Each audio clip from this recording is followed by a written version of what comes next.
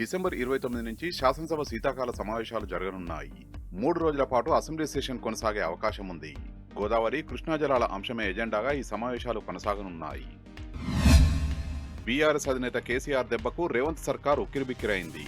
కృష్ణా జలాలు, పాలమూరు, రంగారెడ్డి ప్రాజెక్టుకు కాంగ్రెస్ ప్రభుత్వం చేసిన అన్యాయాన్ని కేసీఆర్ ఎండగట్టారు.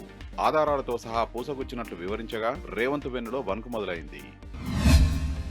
అధికార పార్టీ వేధింపులు, బెదిరింపులు, ప్రలోభాల్ని తట్టుకొని గ్రామ పంచాయతీ ఎన్నికల్లో విజయం సాధించిన నల్లగొండ నియోజకవర్గంలో సర్పంచులను కేటీఆర్ సన్మానించనున్నారు.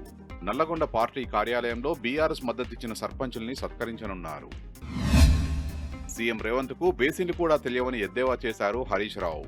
నల్లమల బిడ్డ అంటూ గొప్పలు చెప్పుకునే రేవంత్ కు ఏమీ తెలియదని మండిపడ్డారు. ముఖ్యమంత్రి పూటకో మాట మాట్లాడి రాష్ట్రం పరువు తీస్తున్నాడని నిప్పులు చెరిగారు.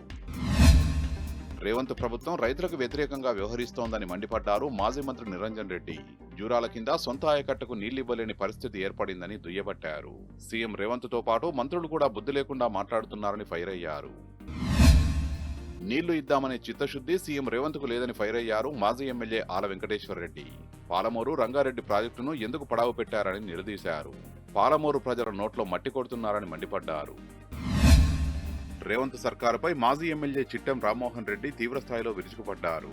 మంత్రి ఉత్తమ్కు కనీస అవగాహన లేదని దుయ్యబట్టారు. పంచాయతీ ఎన్నికల కోసం మంత్రులు హెలికాప్టర్ వేసుకుని వచ్చినా జూరాలలో జనం బీఆర్ఎస్ నే గెలిపించారని స్పష్టం చేశారు. అవుట్సోర్సింగ్ ఉద్యోగుల్లో కొందరు బోగస్ ఎంప్లాయీస్ ఉన్నారు.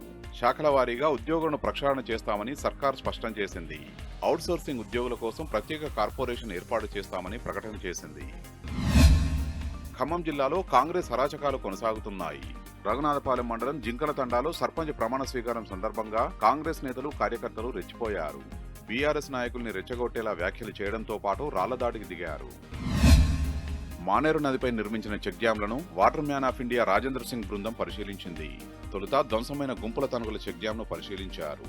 అక్కడి నుంచి పెద్దపల్లి జిల్లా మంథని మండలం అడవి సోమనపల్లిలో చెక్ డ్యాం సందర్శించారు.